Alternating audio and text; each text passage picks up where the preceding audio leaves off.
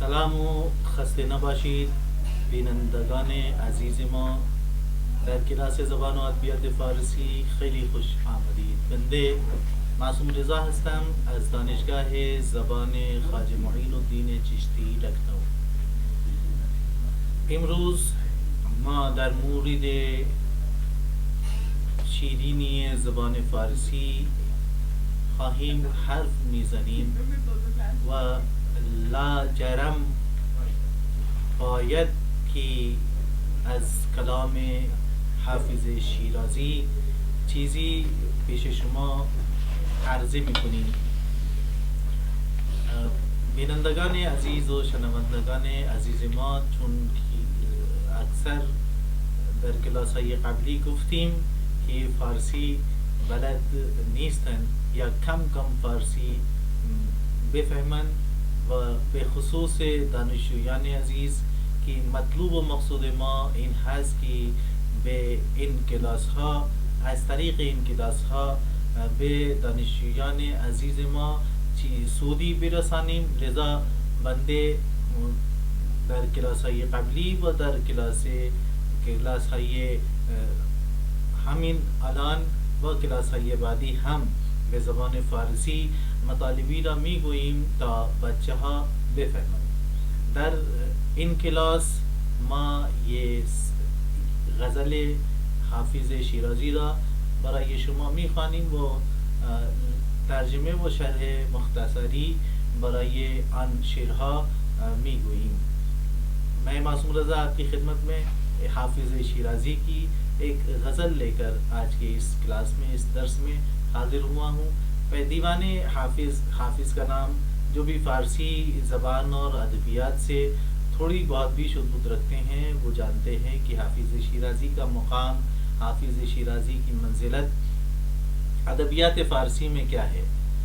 ان کے کلام میں وہ چاشنی، وہ لطف ہے کہ ان کا لقب ہی، ان کا خطاب ہی لسان الغیب پڑ گیا، یعنی غیب کی زبان. وہ مطالب جو حافظ شیرازی اپنے اشعار کے ذریعے سے دیتے ہیں وہ سننے والوں کے لیے گویا کہ غیب کی خبروں کے مانند ہوتا ہے. یا دوسری ایک وجہ جو بیان کی گئی ان کو لسان الغیب کہنے کا کہ وہ یہ ہے کہ اپنی شعر و شاعری میں وہ ایسے مطالب لے کر آتے ہیں جو عرفانی مطالب ہیں، جو اس دنیا عشق کی بات کرتی ہے. دنیا اپنی شعر و شاعری میں عشق کی بات کرتی ہے. جب بھی شعر کی بات ہوتی ہے، شاعری کی بات ہوتی ہے تو عشق، معشوق، زلف، چہرہ، سراپا، خوبصورتی، یہی ساری چیزیں ہمارے ذہن میں آتی ہیں. لیکن کچھ ایسے شعراء بھی ہیں کہ جو اس عشق مجازی کے کو چھوڑ کر عشق حقیقی کی بات کرتے ہیں. زمینی عشق کی بات نہیں کرتے بلکہ آسمانی عشق کی بات کرتے ہیں. وہ یہ اپنی شاعری کے ذریعے سے پیغام پہنچانا چاہتے ہیں کہ ہم اس دنیا میں آئے ہیں تو اس دنیا کے لیے نہیں آئے ہیں بلکہ ہمیں اس دنیا سے کہیں اور جانا ہے، جہاں رہنا ہے. لہذا اس دنیا میں ہمیں ایسے کام کرنے چاہیے کہ جو ہمیں آخرت کی دنیا میں، جہاں ہمیں ہمیشہ جا کر رہنا ہے، وہاں ہمارے کام آ سکیں. لہذا بہت زیادہ طول نہ دیتے ہوئے گفتگو کو میں اپنے مطلب پر آتا ہوں کہ کچھ شعراء جن میں حافظ شیرازی کا نام بھی آتا ہے، ظاہری طور پر ان کے ہاں شاعری میں وہی الفاظ استعمال ہوتے ہیں. ایک بادی نظر میں پڑھنے والا یہی سمجھتا ہے کہ یہ عشق مجازی کی بات کر رہے ہیں، مگر غور کیا جائے تو یہ بات سامنے کھل کر آتی ہے کہ یہ عشق مجازی نہیں بلکہ عشق حقیقی کی بات کر رہے ہیں. دیوان حافظ میری نظروں میں ہے اور آپ کے سامنے میں اسی دیوان حافظ سے پہلی غزل کے چند اشعار پڑھ کر ان کی مختصر سی شرح اردو زبان میں اپنے دانشجویان کے لیے، اپنے اسٹوڈنٹس کے لیے کروں گا. الا یا ایھا الساقی ادر کاسن وناولھا. بہت عجیب بات ہے کہ دیوان حافظ میں سب سے پہلی غزل کا، سب کے پہلے شعر کا پہلا مصرع عربی زبان میں ہے.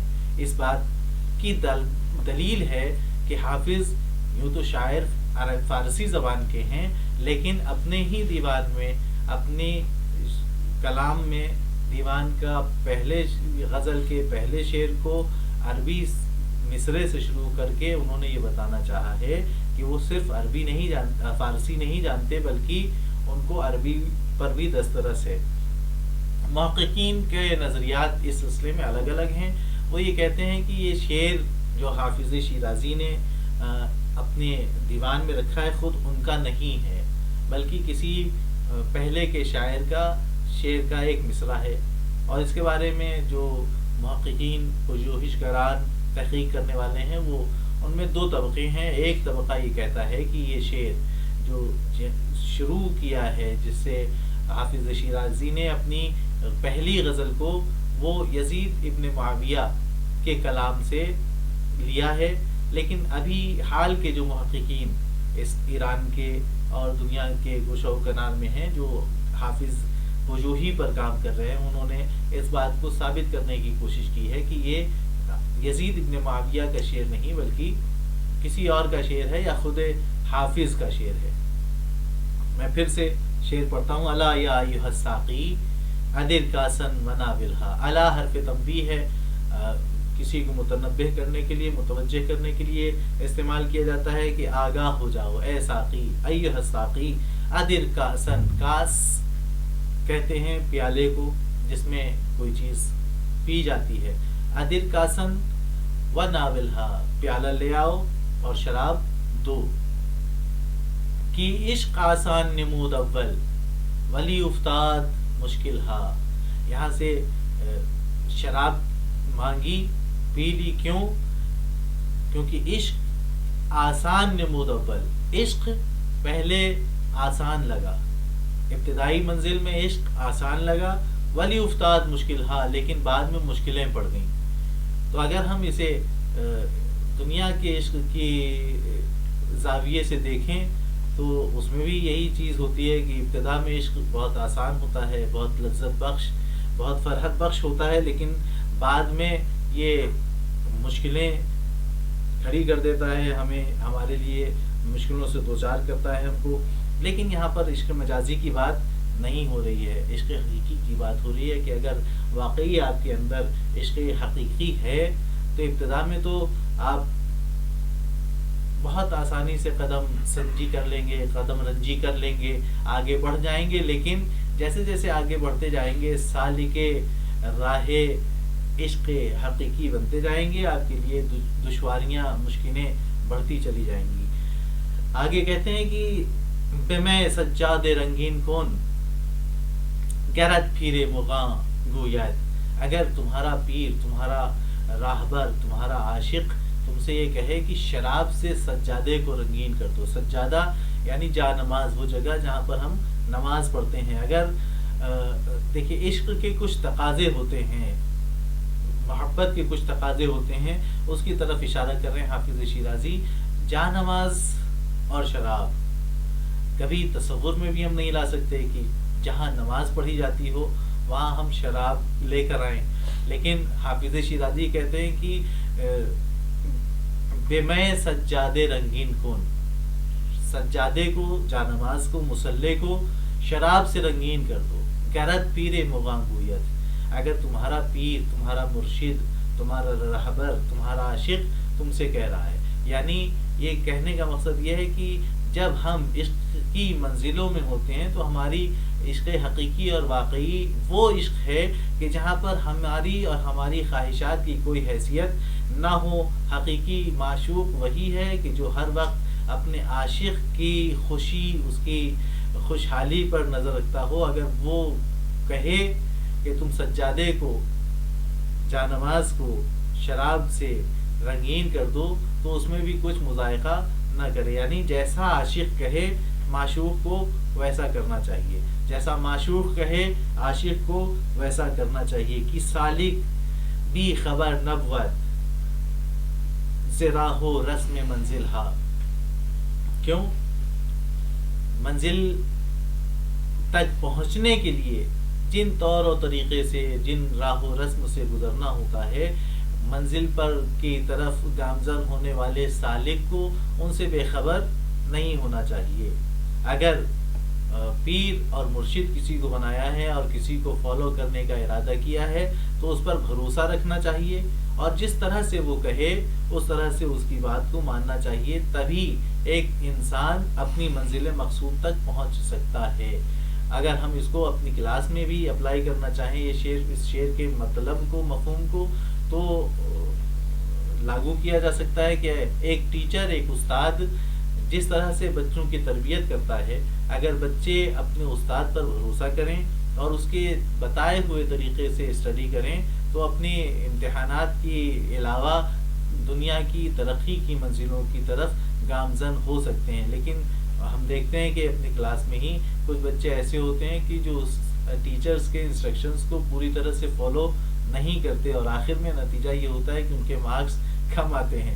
تو اس طرح سے یہ دونوں پارٹ جو ہیں، دونوں پہلو جو ہیں ایک انسانی زندگی کے، جو دو لوگ آپس میں ایک جڑے ہوں ان میں آپس میں ایک دوسرے پر بھروسہ ہونا چاہیے، اور جو رہنما ہے اس پر آنکھ بند کر کے بھروسہ کرنا چاہیے اگر وہ اس لائق ہے۔ تو کہتے ہیں کہ اگر سجادے کو رنگین کر دو، اگر تمہارا پیر مغاں، تمہارا راہبر، تمہارا استاد کہہ دے، کیونکہ راہ و رسم منزل سے ایک سالک کو آگاہ ہونا چاہیے، وہ بے خبر نہیں ہوتا۔ مراد در منزل جانم چه امن و عیش چون ہر دم جرس فریاد می دارد کی بر بندید محمل ہا۔ فرماتے ہیں حافظ شیرازی کہ مراد در منزل جانن چه امن و عیش، مجھے محبوب کی منزل میں کوئی عیش کہاں ہے، عشرت کا مقام کہاں ہے، میں ہر وقت بے چین ہوں۔ کیوں؟